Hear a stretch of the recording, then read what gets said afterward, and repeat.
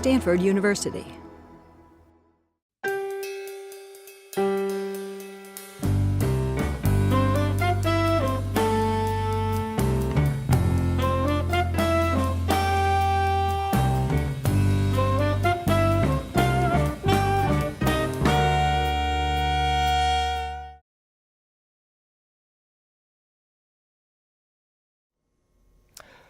Today is October 10, 2016. I am Todd Gamlin.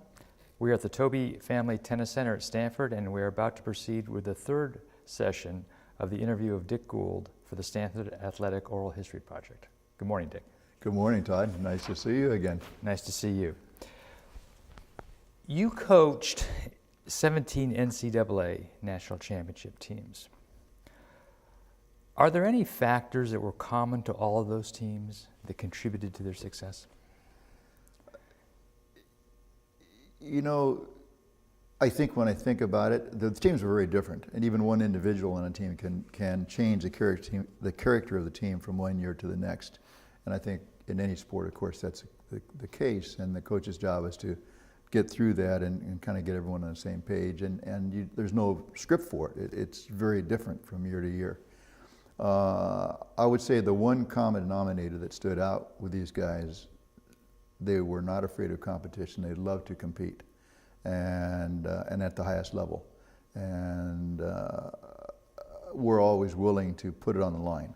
And if you have guys who like competition that much, who are not afraid to fail, then given being in the general ballpark, you always have a chance. And I was blessed with guys like that. I think a lot of that has to do with Stanford culture.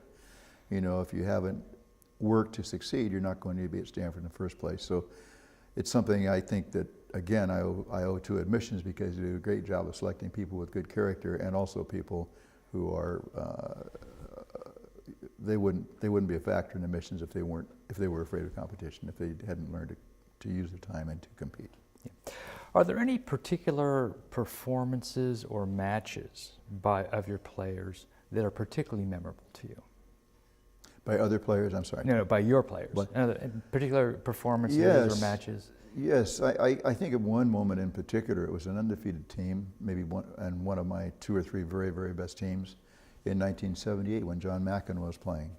In those days, we played the 6 singles matches, and then they were followed when they were all through by 3 doubles matches. We were playing at UCLA. There's a great crowd, about 1,500 people in their stadium at the time.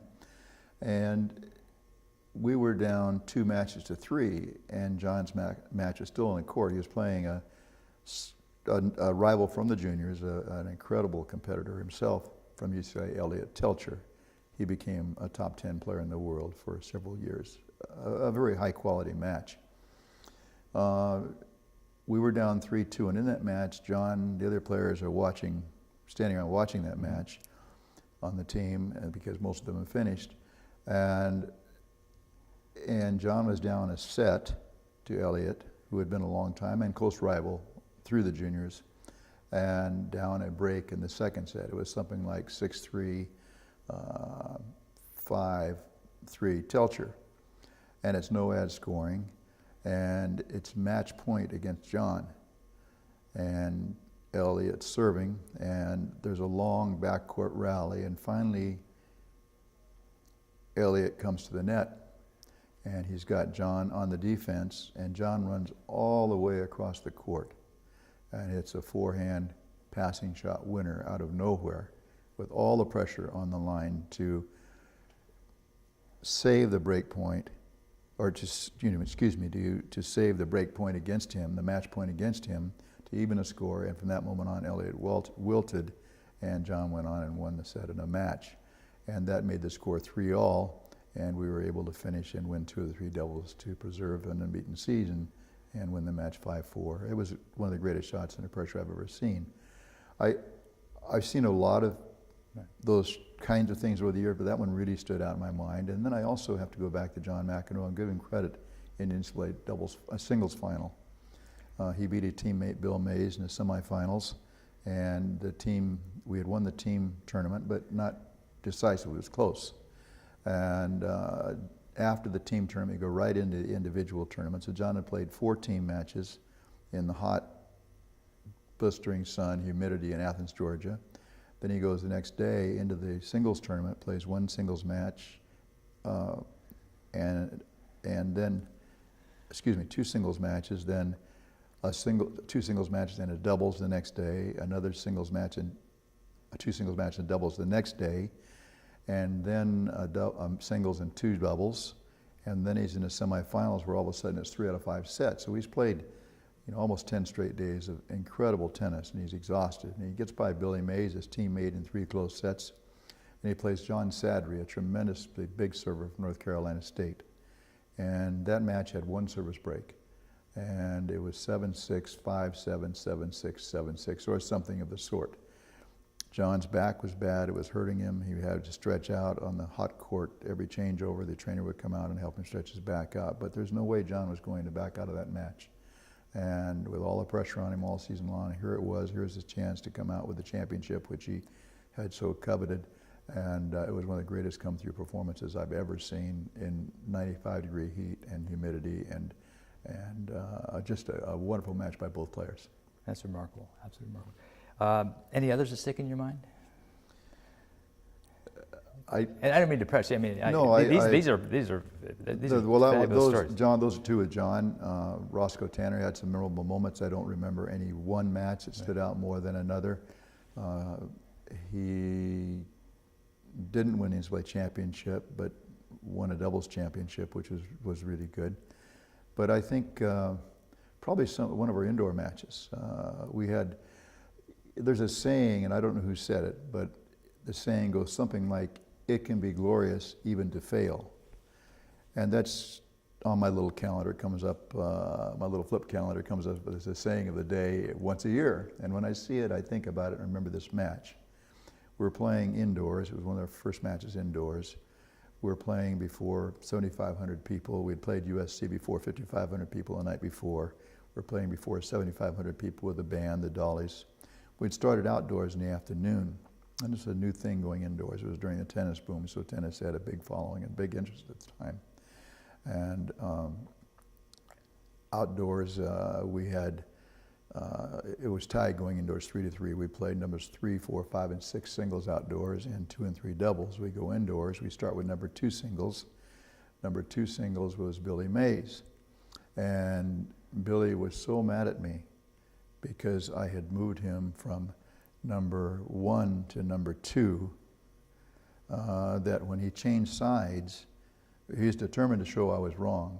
And he played a soon-to-be top 10 player in the world from UCLA, Brian Teacher, and he beat him like 3 and 4, just killed him. Mm-hmm. And I'm sitting next to the umpire stand, as both coaches do, but Billy was so mad at me, he would change sides on the other side of the court, not even going near the umpire stand, go around the net on the other side, go back to wait for the next game, either to serve or to return and serve, and sit there and just bounce the ball until his opponent, Brian, got off the bench with his coach and taking the advice his coach had and going out to start and play. So that put us up 4-3. And then we go into singles, and a fellow that I had playing one, Pat Dupre, became a top 15 player in the world later on. Played a great match, but he lost his match 7-5 in a third. So now it's tied at 4-all. It's no edge scoring. We go into the doubles, the deciding match. Doubles again being played after the singles in those days. Nobody had left the place. It's 1:45 in the morning, still over 7,000 people, the band, the Dollies.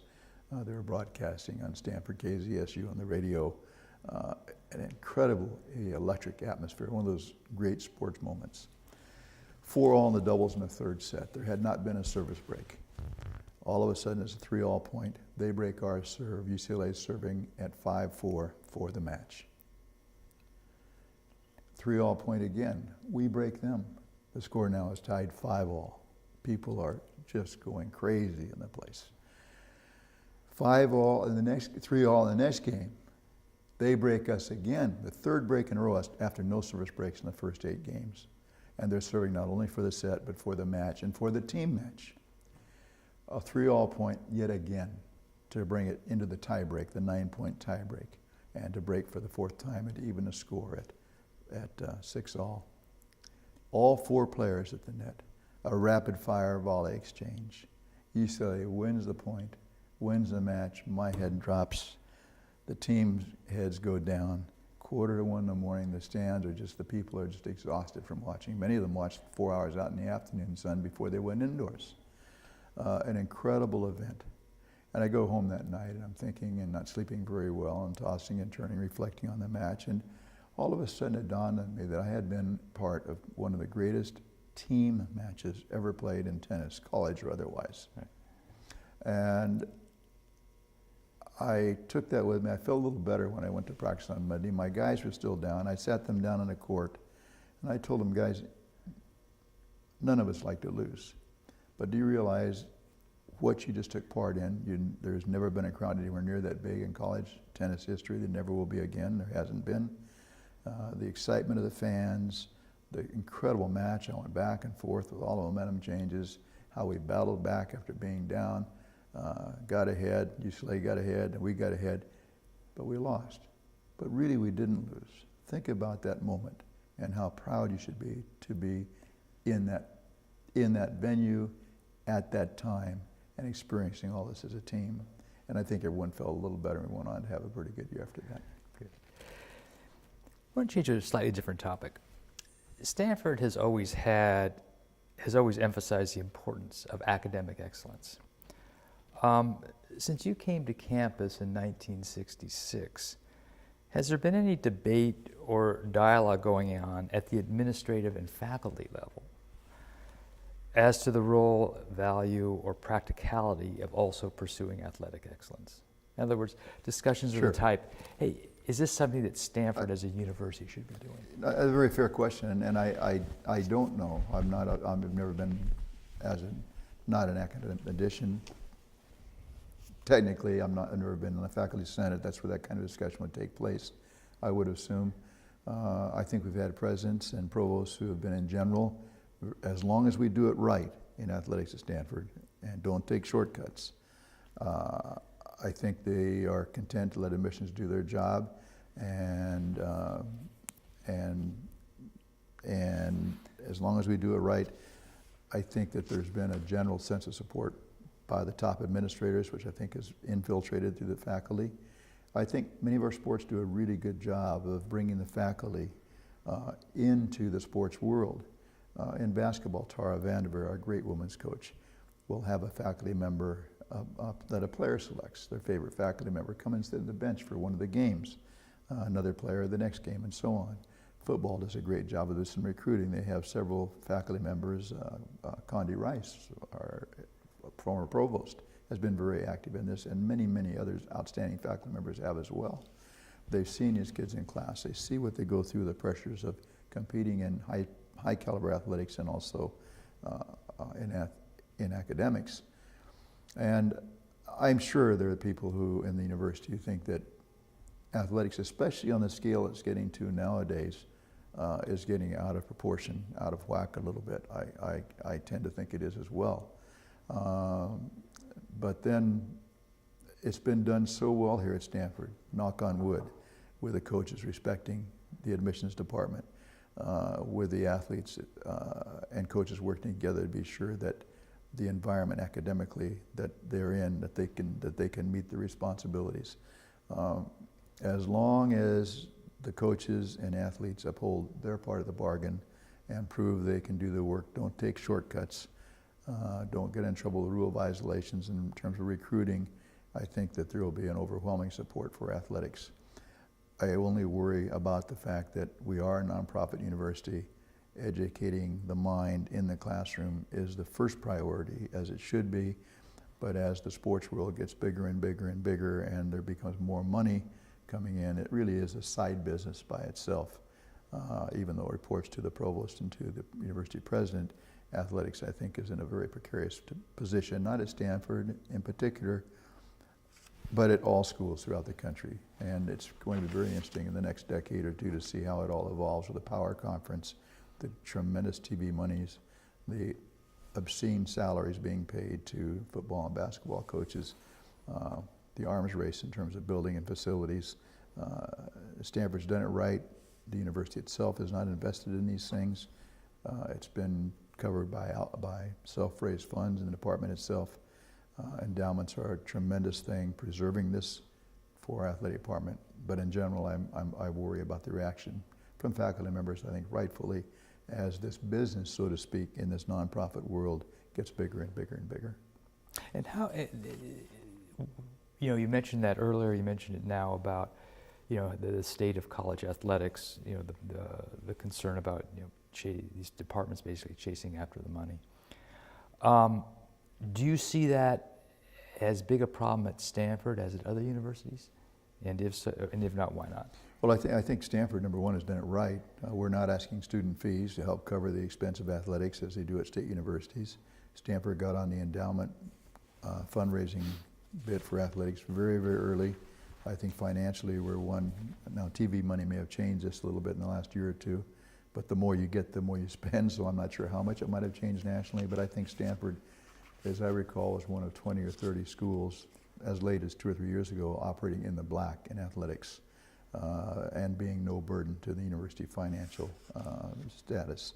Our funding from the university is basically zero. Our facilities, our self-raised funds, our scholarships, our operating budgets, and so on. So the athletic department is basically, as I think it's called, a standalone auxiliary organization. I'm not sure what the exact word is, but that's how, in fact, it functions, and that is very different than the rest of the country. So to compare them with the football factories out there, if you wish, and so on, I think all you can do is marvel at how Stanford has done it, and it's incredible. And I think it's because of the leadership we've had in athletics and in the university that has impressed upon the coach that we must do it the right way. And I think people in the community who provide our fundraising base really respect that. And a good many of those people in the community are former athletes who've benefited from being here and respect it as well. Has it always been the case since you came to Stanford in 1966 that the athletic department was basically a standalone organization financially and not taking money out of the general funds? Yes, to my knowledge, that's true.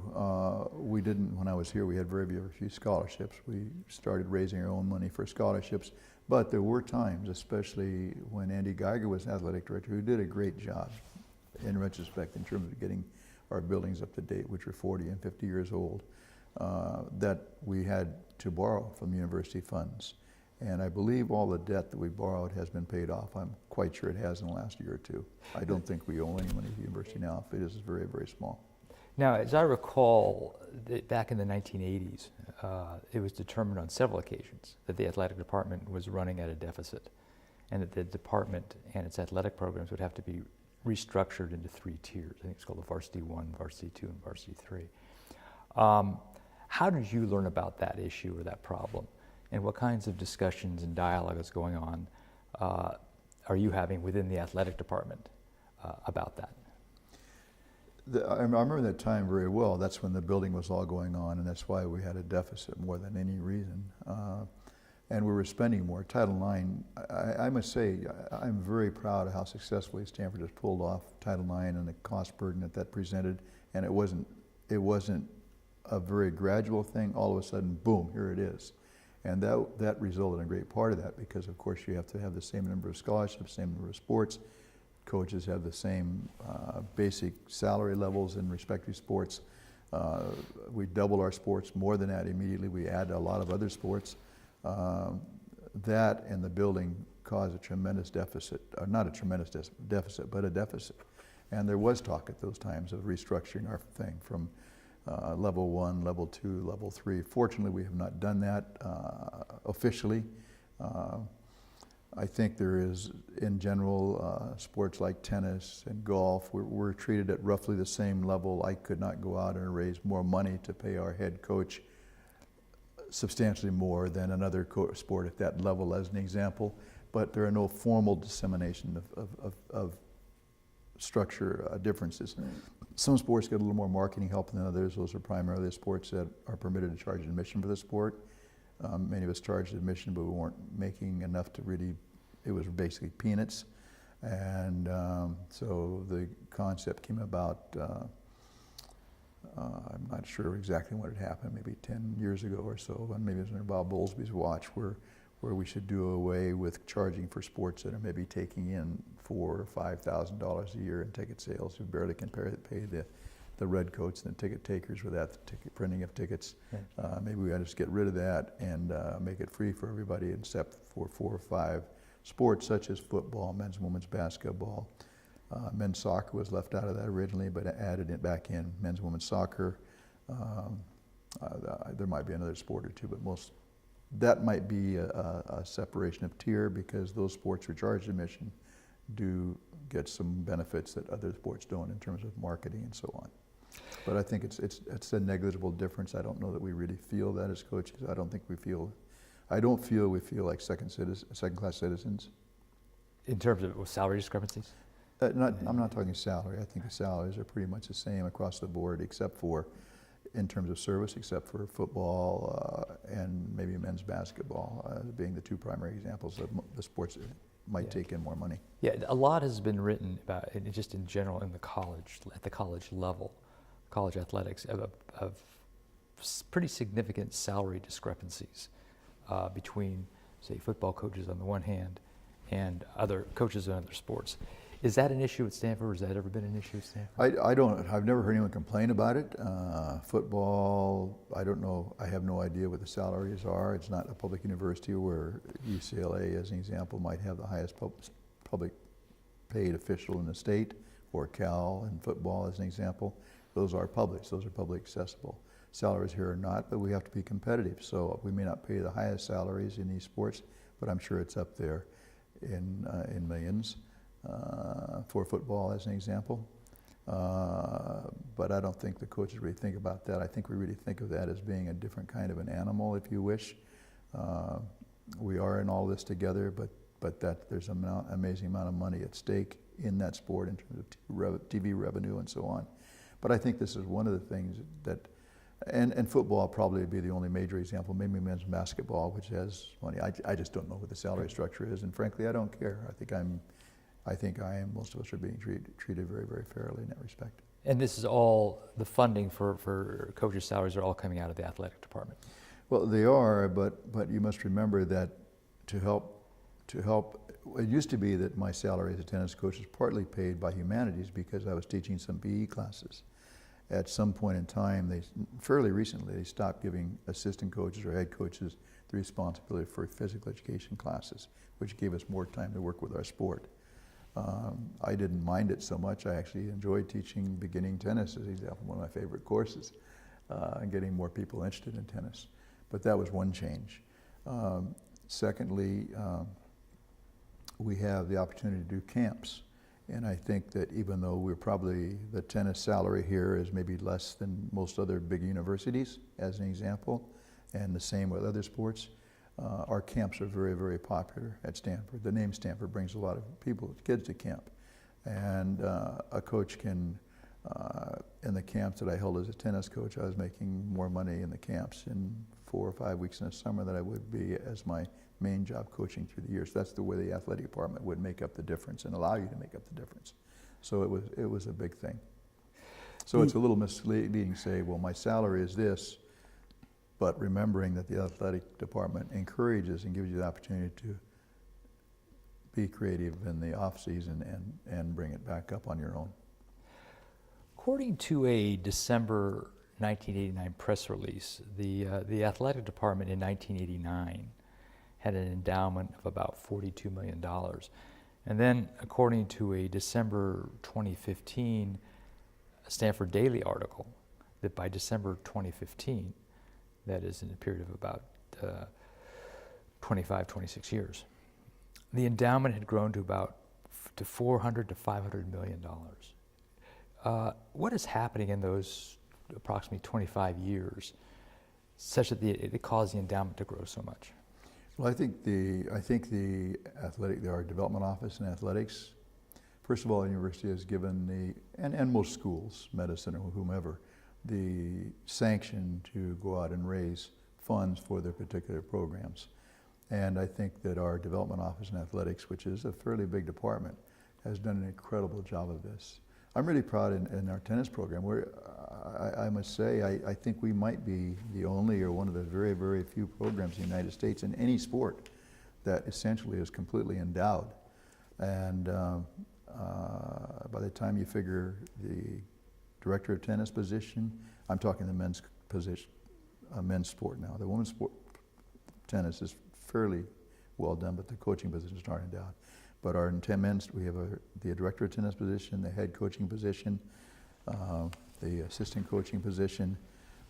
We have all of our scholarships, which most of that was raised, most of it, not all of it was raised by our development office.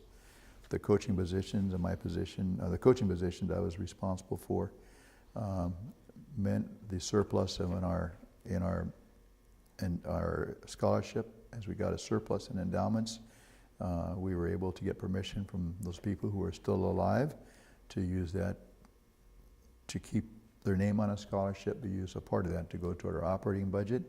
So at the level operating budget that we are allowed to have by department, that now is totally funded. And we have a maintenance repair endowment of over $1.5 million now, which I've largely raised. And I would say we probably have about, well, gosh, I could figure it out. Probably $20 million of endowment for our tennis program, close to it, of which I think I'm very proud to say I've probably been responsible personally for making the asks and doing directly probably about half of that. Our tennis stadium, you know, we didn't have much money in those days when we built, first of all, our clubhouse in 1983. But my bosses, Alan Cummings in particular, encouraged us to do that. The net result is that we personally have been able to raise in the program about $20 million for our facility. So altogether, in my 51 years here, I'm really proud of the fact probably $35 million of what we have here has been directly responsible to work myself and my associates have done in tennis. Let's turn to the subject of fundraising. You know, as you just mentioned, you were involved in fundraising, and many articles have been written about your fundraising projects and skills. Tell us how you came to the view that fundraising was something that should be done, and what prompted you to start doing it. I had no great desire to be a fundraiser. I think any coach who coaches a sport like tennis or like golf, maybe swimming, some of these programs have had to be dropped at schools because of Title IX to balance out the men's and women's number of participants. Would have their head in the sand if they didn't think that they potentially were an endangered species. And so I started early on, really by Alan Cummings saying, Dick, you have this shack for 17 years at your office. It's a disgrace. You got to do something about it. And the clubhouse was the start of it. And from that moment on, we started improving our facility, which was built in 1926. So I kind of fell into it. But in the meantime, we were doing a lot of things in our program with the community. Tennis has an advantage with that because a lot of people have courts in the area. They play tennis. They've come to our camps or adult camps. They know the players. They've gone on trips with us. So we had a pretty good nucleus, which I must say gave us advantage over many sports. A new sport like women's lacrosse, which wasn't big out here at the time. In spite of what they do, they don't have the community support. Now that's growing now. It's changing because lacrosse, largely because of what Stanford's done, and just lacrosse in general is becoming, as an example, a more popular sport. But many sports just don't have the base. These adults are still playing tennis or still playing golf, if you wish. I'm sure the golf program is very, very close to being completely endowed as well. And I think a coach that doesn't take advantage of that to try, for self-preservation, frankly, to answer your question, is not doing his or her job. I think that's a responsibility that is right at the top of the job list, job description, in addition to picking up trash around the area. Which may be number one, keeping the place looking nice. Yeah. What, do you have a recollection of what, when you came to this view that, you know, fundraising is something you really should be doing, do you recall what your first fundraising project was? Was it the Ralph Rodriguez Clubhouse in '83? Well, yeah, the Ralph Rodriguez Clubhouse, I got to know Ralph, and he said he wanted to help us out, and he thought the clubhouse was a disgrace, and he wanted to know what it would take to build it. And And I don't know how much money came from that sale of stock because I was new to it. I know it built most of it. I think, and I must confess, I think that the Department of Athletics chipped in a little bit to make the difference out of one of the funds they had. I don't know whether it's 10%, 20%, 50%, but I know the bulk of it came directly from Corvus stock. Ralph was a venture capitalist. I kind of fell in that because someone had suggested it to me, and then as Ralph and I got to know each other, it just turned out that he wanted to do something for the tennis program. But as we did that, that got me thinking about the fact that our stadium was falling down. The wood had termites in it. The wood was dry rotted. It was a stucco-based thing. Tennis was very big. The stadium held about 400 people. It just wasn't doing the job for where tennis was, the state of tennis at that time. And so little by little, I formed a little committee of about 3 people. I got permission to have 3 people approved to be on a little committee to help me, and we sat down and talked a few times and set a little strategy up. And really, one of the things we did, I think we probably had the first personal seat licensing program in the United States to help build an athletic stadium. And I remember going down to Villa Montalvo to a concert, seeing Willie Nelson or someone perform, and they have little chairs, inscriptions on the seat plates where the numbers are.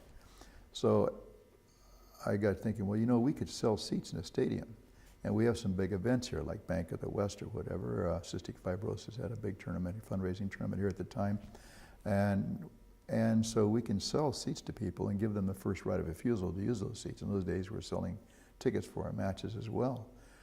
So I got permission to do that from the university. The people couldn't write off everything because they're getting something for it, but they still had to buy their tickets at the face value. They couldn't buy a seat and get a free pass, as an example, but it gave them priority seating. And I think I saw an article in the Chronicle by Glenn Dickey, and he was saying that the Phoenix Cardinals were the first athletic facility in the United States to use personal seat licensing to build a new stadium. And I wrote Glenn, I'm going to check on that. And then I called the Phoenix Cardinals, and they told me when they started, and their campaign started about 6 months after our campaign started. So I like to think we were the first, or one of the very first, to use personal seat licensing as a means to build a stadium. Our stadium seats range from $5,000 to $12,500, a box of 8 seats, $100,000 or more for a better box, and that provided a good amount of the funds. But as a fundraiser, you don't discount the $100 gifts, the $50 gifts, and so on. Those can grow over the time. And we made it a really big point to impress upon our players that they had a responsibility to give back. And in fact, in our stadium, we have a section called Rows of Champions. And those are anyone who's of any age and any year who have participated in our program. For $5,000, the price is still the same. They get a commemorative chair in the stadium. We've downsized the numbers on all of these chairs, so there's room for a 3 or 4 word, 4 or fine line inscription. One there is from a player, in honor of a player who's the son, his father played in Stanford in the 20s, or even the 2017, something like 2017, no, 1,000, whatever, 100 years ago. But really a nice way, and even now, parents of the players who are thankful for the opportunity their kids had, kids as they get out, we still sell 3 or 4 chairs a year to former men's and women's players. It's really exciting. And the seat licensing, I'm going to come back to that in a few minutes more, but is that being done, you know, in the 1995, 97 timeframe when the Toby tennis facility is being yes, that started in we announced it in 1985 or 86, and the concept. Excuse me, started in 1983 or 84. It started about 86. We were finished with the stadium in 89, and those were the funds to help build the first part of the stadium. And right. Then we did it in stages. We did another stage, finished in 97. As I recall, in 1989, dedication of the first. In 83, I guess you built the Ralph Rodriguez Clubhouse, right, thereabouts. And then approximately 89, you remove the bleacher seats and put in some individual seats. Right, we started fundraising for that in 86. Okay. When you have the bleacher seats, the individual seating installed in the 86, 89 timeframe, that's when you started the seat licensing? Right, okay. Exactly, 86, it was in 86. And was the seat licensing, the idea of doing the seat licensing, was that idea, that was an idea for doing some, basically a fundraising activity? Absolutely. Okay. Absolutely. In other words, you have that seat for life, first right of refusal for a concert, sand volleyball game if there's one in there, wrestling matches there's one in there, whatever might be in the stadium, a Davis Cup match, the Federation Cup, Fed Cup finals were there in '99. You have first choice of tickets. Bank of the West has been here 21 years. You have first choice of the seat that you have. So they send out something in advance of the general sale and give you so much time to subscribe to your seat at the going price. So it does have some value to it, and of course, it is deductible as a gift to Stanford University, and you get a nice recognition in the stadium with your name on and an inscription on your seat. And so is the installation of the individual seats and the idea of seat and licensing part and parcel of the same idea? That is, the reasons you're doing the individual seats is to be able to allow you to do the seat licensing. Well, it was interesting to me when we were thinking about the stadium, partly such, but we could have easily done a section of individual seats and a section of bench seating. It was all bench seating before. And yet I was surprised to find that an individual seat only cost about $100, $125. So we ended up with 2,500 individual seats in our stadium, which is really nice and comfortable for everybody. And any of those seats that don't have a name on them can still be named and become your permanent seat, quote, quote. You've talked about the Ralph Rodriguez Clubhouse. You've talked about the installation of the seat of the individual seating. What other fundraising projects that you worked on at Stanford are you were most significant to you or most proud of?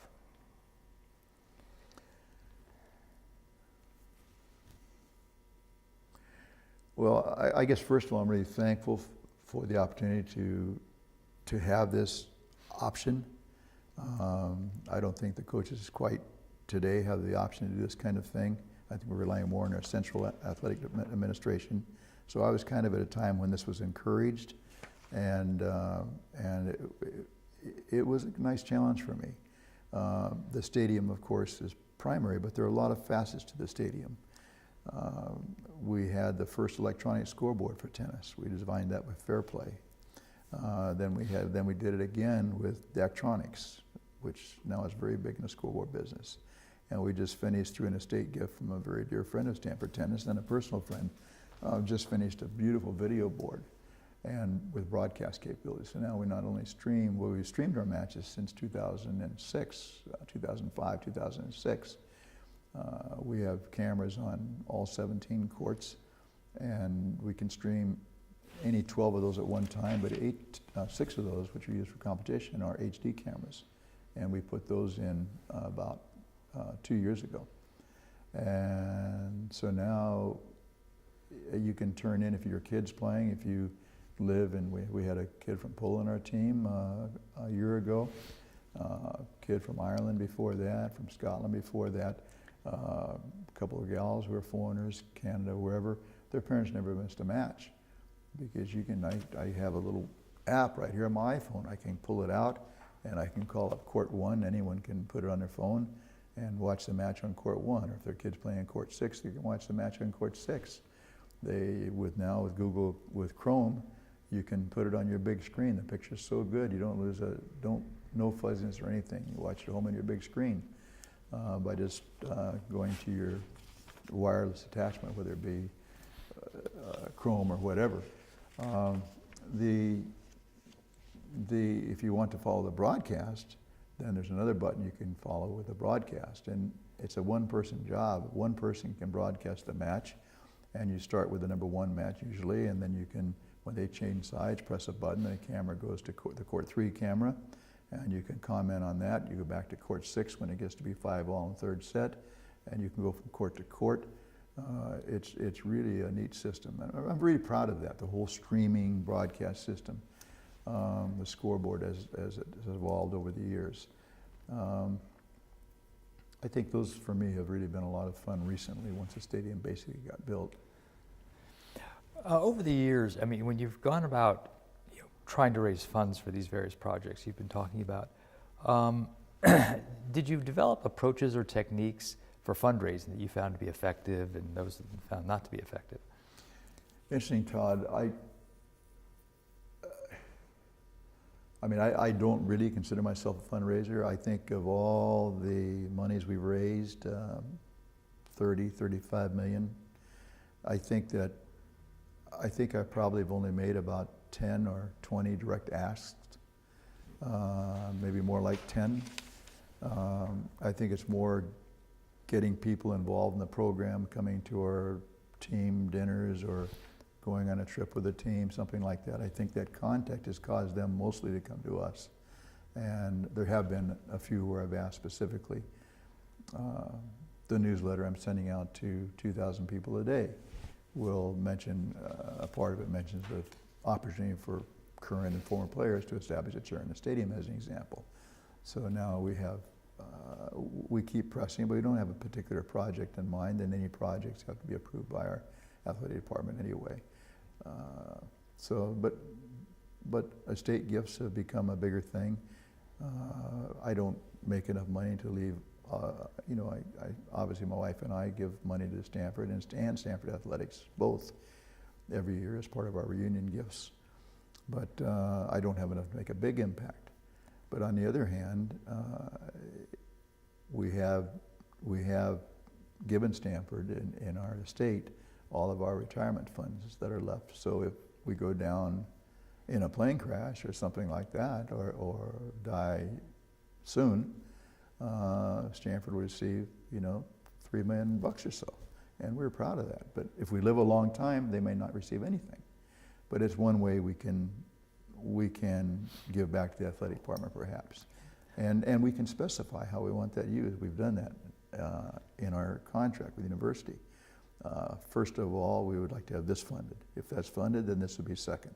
If that's funded, this would be third, and so on right down the line. And several other people who have estate gifts out there still have used the same wording we have used.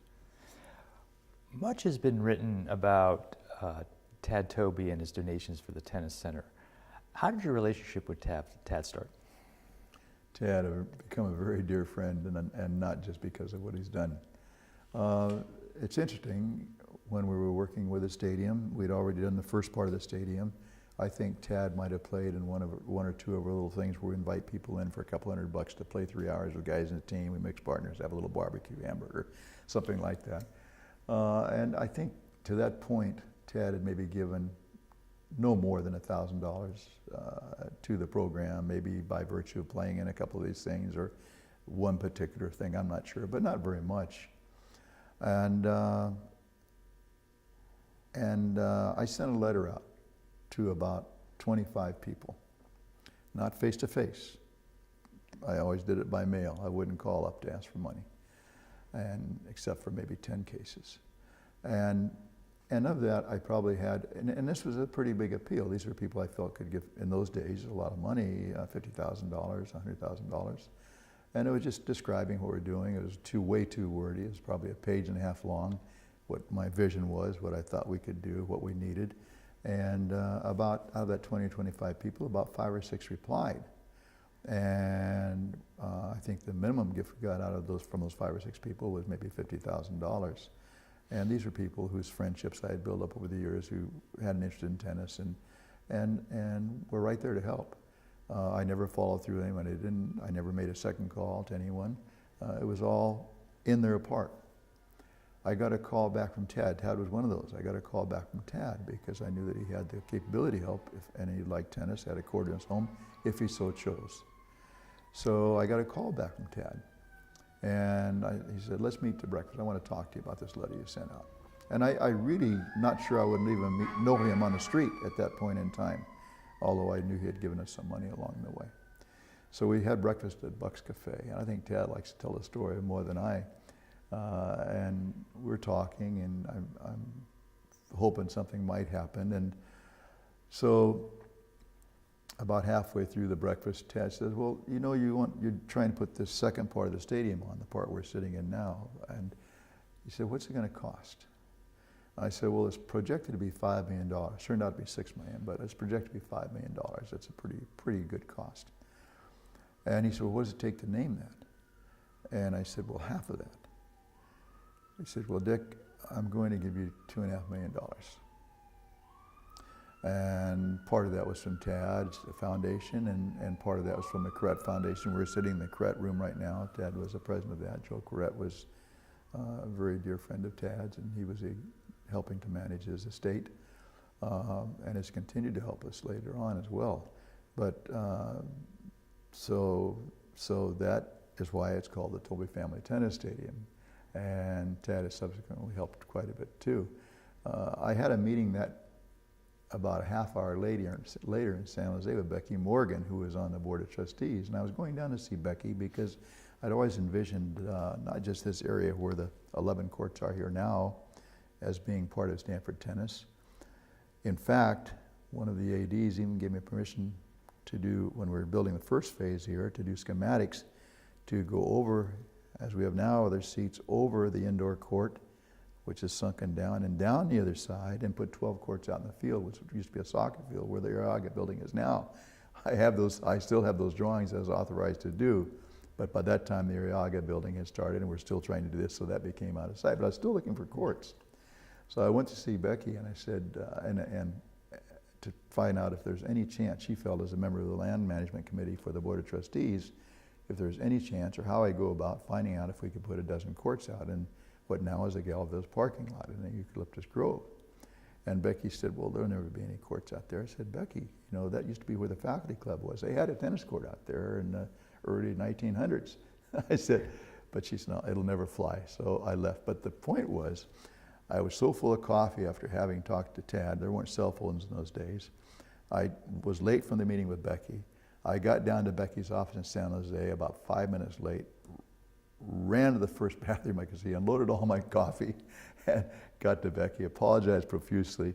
And I couldn't even call my boss. I couldn't call my wife or anyone because it was a payphone then in those days to tell them what had just happened until I had my meeting with Becky. And so by this time, and this breakfast, I guess what I refer to as the famous breakfast of bucks with Tad Toby. I'm not sure whether Tad might say famous, but I'm not, we still got a great laugh over that. That was, as I recall, that was in the approximately 1995 time frame. Yes, that's probably about right. I don't remember exactly. The stadium was funded, it was built by 1997, so that was a lead gift. That got it going along with a lot of other people who helped it was a $6 million total altogether, and Tad put in 2.5, which was going to be half of the time, and continued to help along the way. The patio out here is named in honor of his parents as an example. That was an add-on that was not an original cost. And since that time, can you tell us how your relationship with Tad Toby has developed and progressed? Well, we stayed good friends, and we've helped each other in I think many ways. I can't help financially like he's helped me, but we are dear friends, and I respect so much for what he's done. He was the chair of our athletic board for a while. He's helped out with so many parts of the university, the Toby Jewish Center study, his work with Hoover Institute. He's been a help in so many different ways and aspects of the university. Athletics are very, very, very fortunate to have him as a friend, and actually as one of our key advisors along the way. You mentioned earlier about how when you first came to Stanford as a student, and in fact even before that, you had come to know John Arriaga. Tell us about your relationship with John and how that's developed over the years. Well, John, you know, I love John. We come to Stanford after knowing each other from different high schools, an hour and a half apart in Southern Cal, right across the floor from each other freshman year, right across the hall from each other freshman year. Oh, John, what are you doing? Dick, what are you doing? But he's been a friend for a long time. Came to Stanford, no money whatsoever. Basketball scholarship, virtue of Howie Dalmar used to hash the tables to make a scholarship meet in terms of room and board. But got mono really badly. I think we recounted, had to go home, came back the next year as a freshman, so ended up a year behind me. But we stayed close friends, and John did a lot with the stadium too.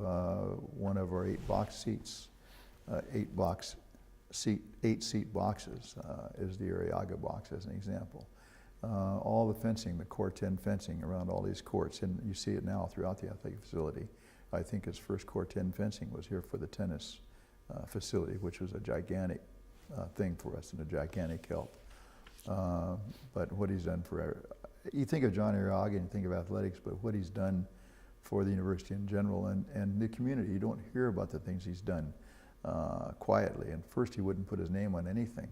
And gradually, when he built the Alumni Center, he put his former wife, deceased, but Fran's name on it, Francis Arriaga Alumni Center. And that's when he started putting his name on some things which he would never have done before that. And you just see so many things he's done for the Veterans Administration in Palo Alto and Menlo Park, for the libraries, the things he does, you have no idea all he's done for the graduate school housing, because the provost asked him to help out with something, and he gets going on a project. And it's one thing to earn money, and he's earned the money he has. He came at the right time, did the right thing in the right way, and the other is to give back. And John is a great example of giving back, not just to athletics, not just to Stanford, but to our community in general. We are better in this area because of John Arriaga. Phil Knight is another person who has made significant contributions to the university. I think he's made some contributions to the tennis program as well. Have you formed a relationship with him, and if so, can you tell us about that? I don't know Phil really personally. If we cross paths, I would know him well enough to say hello to him. I did write him at the time. We were working with Nike tennis camps. It was before Nike had a sponsorship of Stanford Athletics. And Bob King and Phil together have done put together a big endowed program for the biz school just recently. But before he built most of the biz school, Phil Knight, which he had graduated as MBA from here at Stanford, he was really into tennis with Nike. And so Bob King came to me several times and said, Dick, you know, you're with Adidas, would you consider ever going with Nike? And Adidas had treated us very, very well. And one of our scholarships was sponsored by the guy who ran the distributorship for the West Coast for Adidas, as an example. And so I couldn't do anything, but then Adidas kind of hit some hard times and moved out of the area. My friend sold the company, his distributorship had moved out of the area, and we were still dealing with Nike, but from New Jersey with one person. And so I called Bob back up and said, Bob, are you still interested in doing this thing? And he said yes, and so all of a sudden now we became the Nike tennis camps, and it was a big thing. And instead of the Adidas tennis camps, but to do that, we weren't as an athletic department associated with Nike in any way. But it took some doing to do that, but it worked, and we did it. And all of a sudden, the Adidas tennis camps throughout the country became the Nike tennis camps. And I'm on the board of directors of U.S. Sports Camps, which runs that. The fellow who started it was in business school here when I was just starting, and his son played before me at Stanford, as did 3 people who were in business school at the same time. All 3 of their sons played for me. And at the same time, incredible, small world. But at any rate, so I had a little bit of a loose relationship with Phil, but not personal. But I wrote him and said, Phil, we're going to do a scoreboard at Stanford. Would you consider, it's brand new, they haven't made one before. It's going to be with university taxes on the job. It's going to be about a $500,000 scoreboard. Would you consider doing it for me? And he said, absolutely. Let's name it the Phil and Penny Knight scoreboard. So that was our scoreboard. That was our second iteration of scoreboards, and remained such when the new stadium is built for about 20 years until we put up this current video board with Daktronics. I'd like to talk a little bit more about the tennis stadium. As I understand it, the tennis facilities were originally built in 1926, thereabouts. You've talked about how Alan Cummings encouraged you to improve the clubhouse, which led to the Ralph Rodriguez clubhouse being built in about 1983. I think you also said that at some point after that, then you started having ideas about how the tennis facility could be improved and further amenities could be. Tell us about that. What you thought about what you should have in the stadium and things of that nature. Well, the clubhouse was really became the cornerstone, right where the shack was, right. And right next to it, adjacent to it, immediately were these old wooden bleachers.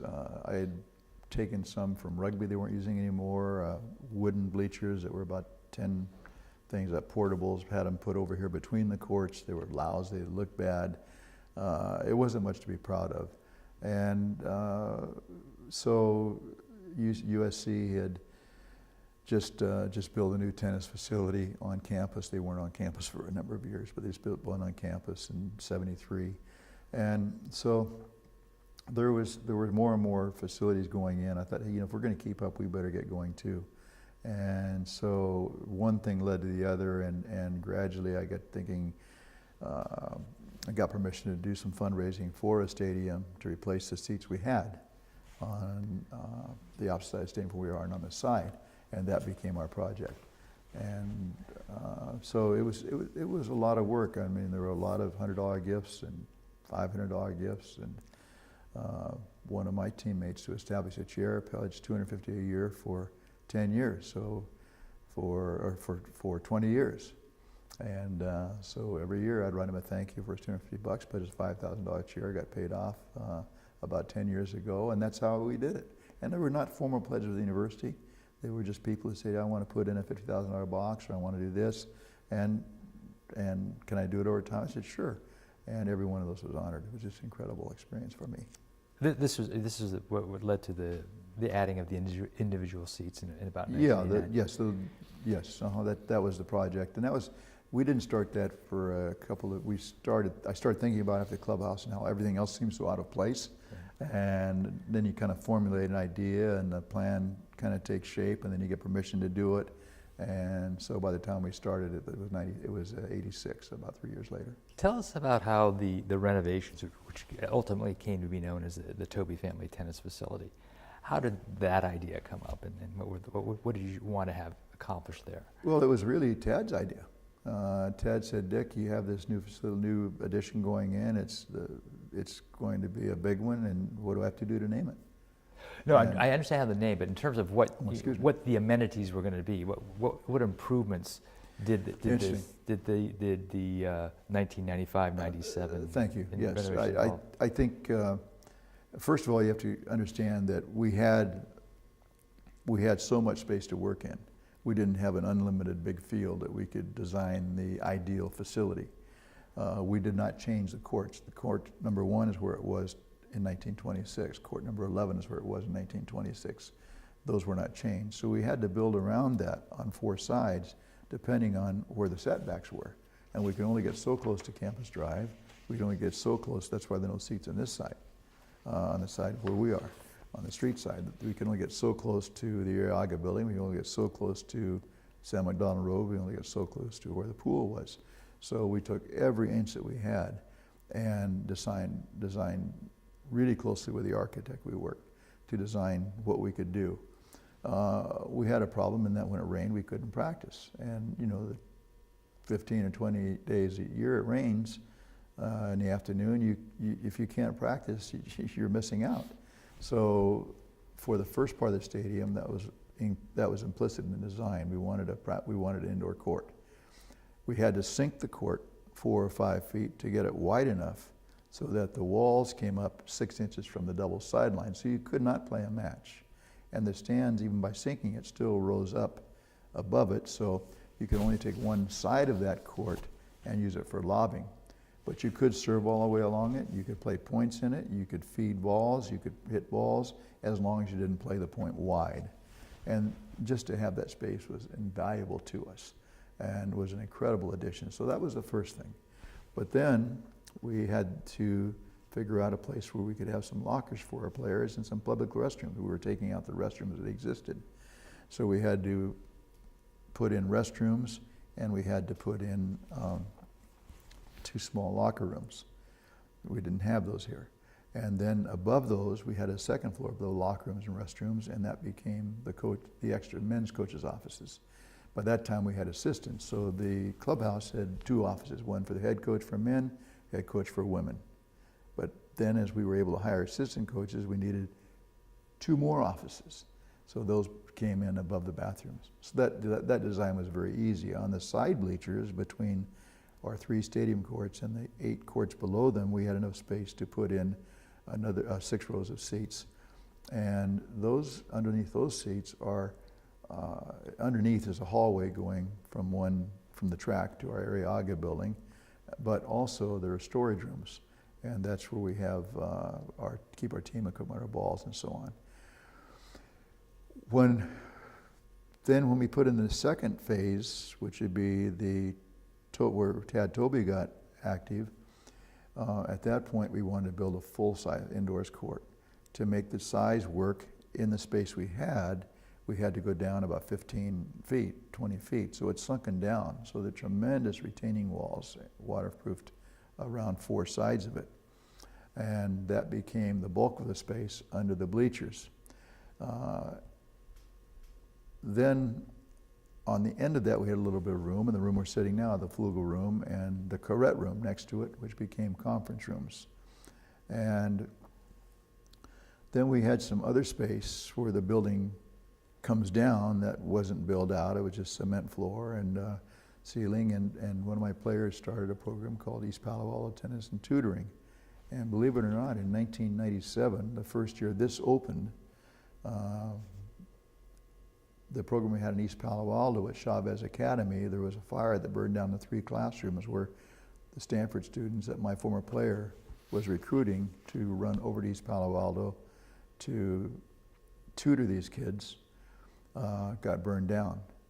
And that same year, within 6 months, the class size was mandated to be reduced to 25 students from the 40 or 50 who were in classes, so we needed more space.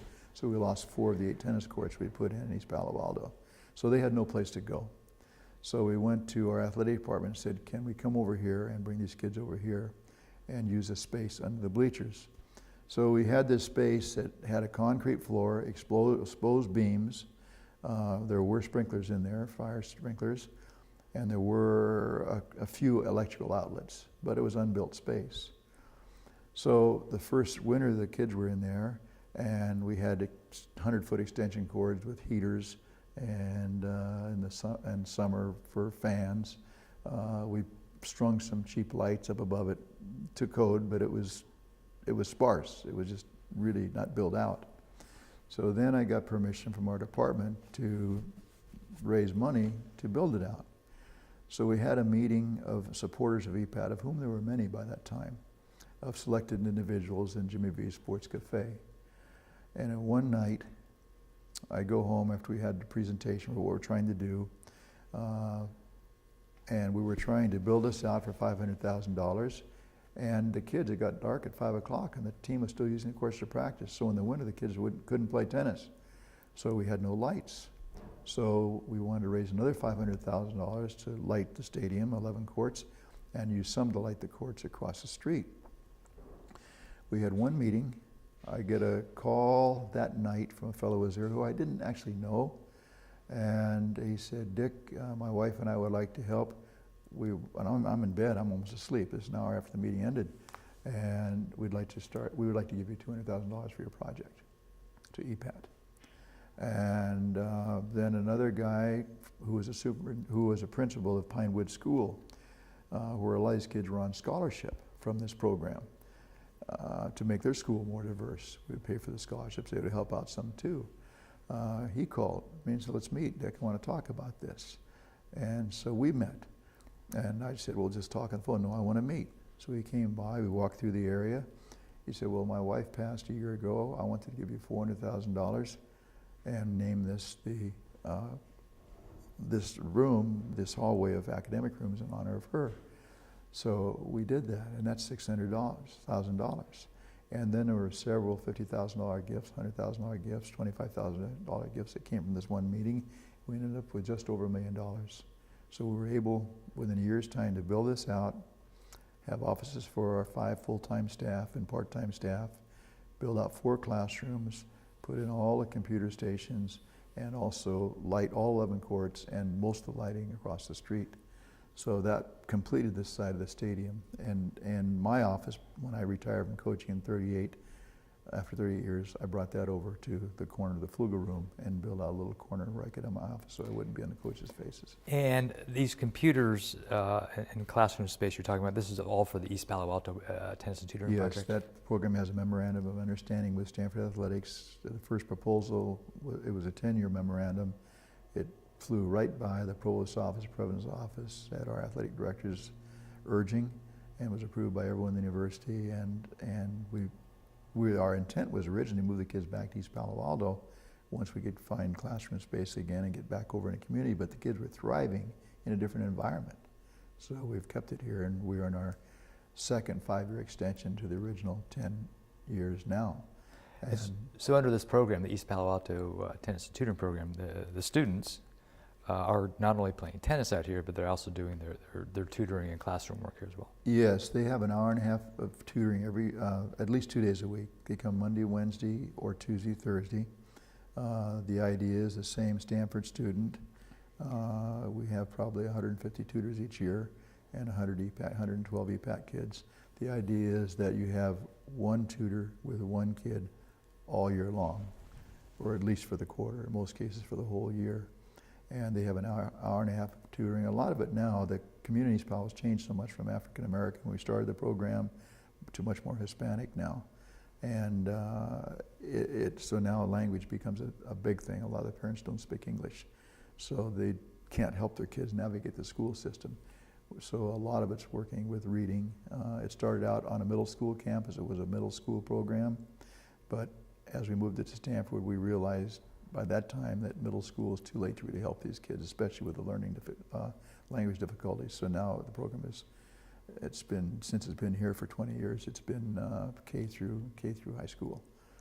And it's interesting, it's been acclaimed nationally. It's been featured in CNN, Dan Rather's Nightly News. It's really a premier program, flagship program. And how many kids typically are involved in it? We have about 118 kids each year. That's what maximum we can take here. But we also have started some pilot programs.